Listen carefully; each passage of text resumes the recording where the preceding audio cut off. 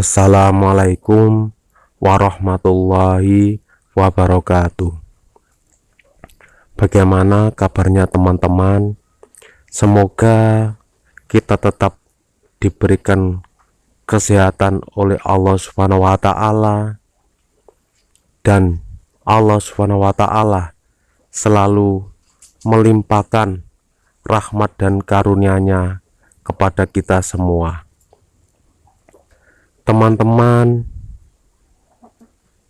sebelum kita membahas apa yang kita bahas hari ini, marilah kita bersyukur kepada Allah Subhanahu wa taala dengan ucapan alhamdulillahirabbil alamin. Karena nikmat dari Allah, kita semua masih bisa membahas ilmu-ilmunya Allah Subhanahu wa taala. Sholawat dan salam semoga tercurahkan kepada junjungan kita, Nabi kita, Nabi Muhammad Sallallahu Alaihi Wasallam. Teman-teman, kali ini kita akan memahami bagaimana cara cepat dalam menghafal suatu kalimat atau kata-kata. Yang pertama yang harus kita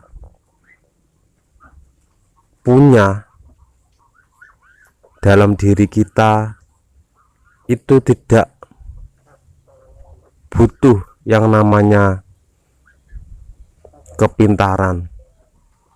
Yang kita butuhkan adalah ketelitian. Teman-teman, ingat, cara agar kita cepat menghafal kalimat-kalimat yang akan kita hafalkan yaitu satu, kita harus mempunyai niat. Itu yang pertama. Yang pertama adalah kita harus mempunyai niat yang kuat, karena percuma kalau kita menghafal suatu kalimat tapi tidak diniatkan menghafal. Percuma kan? Yang terpenting itu tadi, kita mempunyai niat dalam menghafal. Seperti kita akan menghafalkan nama-nama Nabi, Asmaul Husna, dan lain-lain. Itu kita harus mempunyai niat, dan niat itu harus yang teguh. Seperti kemarin, niat itu jangan setengah-setengah. Ketika kita sudah niat untuk melangkah menghafal kalimat-kalimat yang kita hafal, itu jangan menyerah ketika kita kok lama sekali. Tapi kita harus memantapkan niat kita, teman-teman. Oke, teman-teman, masih ingat kan kunci yang pertama untuk agar kita bisa menghafal kalimat-kalimat yang akan kita hafal, yaitu yang pertama adalah kita harus mempunyai niat. Teman-teman, dalam menghafal yang kedua ini, agar kita bisa menghafalkan kalimat-kalimat yang ingin kita hafalkan, yang kedua adalah jangan pernah berpikiran yang kacau. Maksudnya ketika kita dalam menghafalkan suatu kalimat, jangan sambil memikirkan sesuatu yang lain. Fokus pada apa yang kita hafalkan. Kalau kita menghafalkan kalimat yang kita hafalkan, lalu kita fokus kepada kalimat yang lain, mungkin itu sangat mengganggu hafalan kita. Tapi teman-teman, yang terbaik adalah kita fokus pada apa kalimat yang kita hafalkan. Itu teman-teman, kita jangan menyampur pikiran kita dengan suatu pemikiran yang lain. Maksudnya hanya memikirkan kalimat yang kita baca, kalimat yang akan kita hafalkan. Jangan pernah berpikiran yang kacau-kacau. Fokus pada satu tujuan saja. Seumpama kalimat itu satu baris, ya satu baris itu dulu yang kita fokuskan. Jangan sampai kalimat yang belum kita hafal tapi kita sudah menginginkan menghafalkan kalimat yang lain, itu akan menghambat hafalan kita. Teman-teman, cara menghafal yang ketiga yaitu kita harus menghafalnya ketika hening, di waktu yang sunyi, di waktu yang tenang. Ya teman-teman, kita jangan sampai menghafalkan suatu kalimat ketika ada di tempat-tempat yang ramai. Bisa kita menghafalkan di tempat tersebut, tapi kalau tempatnya ramai, ketika kita akan menghafal itu akan sulit sekali. Hanya orang-orang yang ber-IQ tinggi yang bisa menghafal ketika dalam keadaan ramai, karena orang yang ber-IQ tinggi itu biasanya kalau menghafal dengan keadaan yang ramai, itu biasanya untuk mengetes seberapa cerdasnya dia, seberapa fokusnya dia dalam menghafalkan sesuatu itu. Suatu keramaian bagai orang yang berotak jenius itu sebagai ujian agar dia sebagaimana fokusnya dia dalam menghafal, gitu teman-teman. Jadi yang ketiga ini, carilah tempat yang tenang.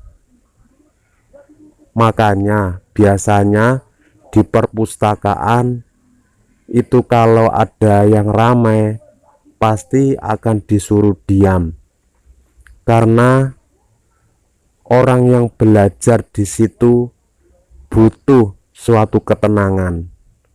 Kalau kita,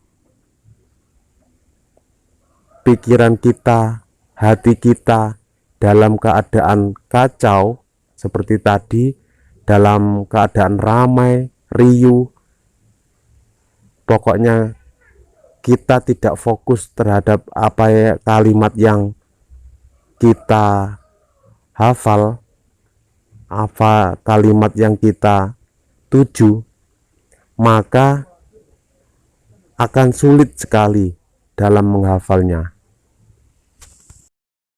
Teman-teman, cara menghafal kalimat-kalimat yang kita hafalkan agar cepat hafal, yaitu yang nomor 4, kita harus mengucapkan atau membaca kalimat tersebut berkali-kali. Kalau kita cuma membacanya 1 kali, 2 kali, itu mungkin kurang, karena orang yang menghafal itu harus berkali-kali. Ada juga yang otaknya seperti tadi, otak jenius, itu mungkin membaca 2 kali itu langsung hafal di luar kepalanya. Tapi bagi orang yang biasa, yang IQ-nya sedang-sedang saja, itu harus membaca kalimat yang dia hafalkan berkali-kali. Karena begini teman-teman, jika kita menghafalkan suatu kalimat itu susah, biasanya hilangnya pun itu susah. Tapi kalau kita menghafalkan suatu kata, suatu kalimat, itu cepat sekali, biasanya 5 baris, tapi kita pada waktu itu menghafalnya sangat cepat sekali, biasanya hilangnya juga akan cepat. Kalau kita menghafalnya sulit, itu hilangnya akan lama sekali, karena kita sudah berkali-kali membacanya, akhirnya tertancap dalam otak kita. Gitu teman-teman. Kalau kita memang ingin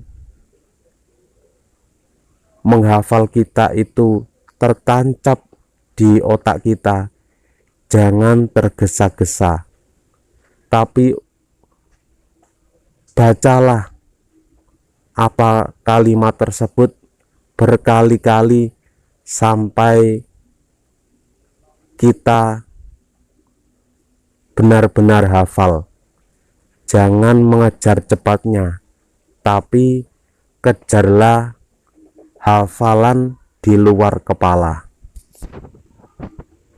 Teman-teman, ketika kita menghafalkan suatu kalimat, ini yang kelima, kita jangan bermaksiat, karena maksiat itu akan sedikit demi sedikit menghilangkan hafalan kita.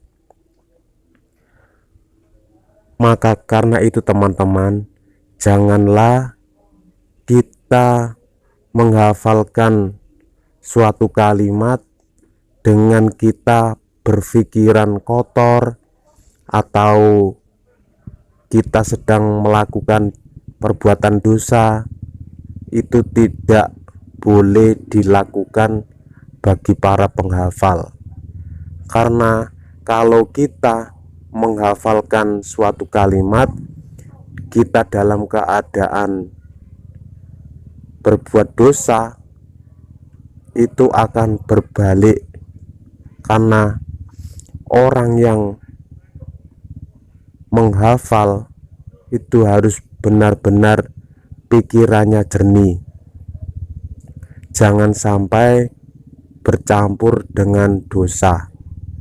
Kalau kita menghafalkan suatu kalimat dan kita saat itu bercampur dengan dosa, maka otomatis sedikit demi sedikit apa yang kita hafalkan itu tadi hilang.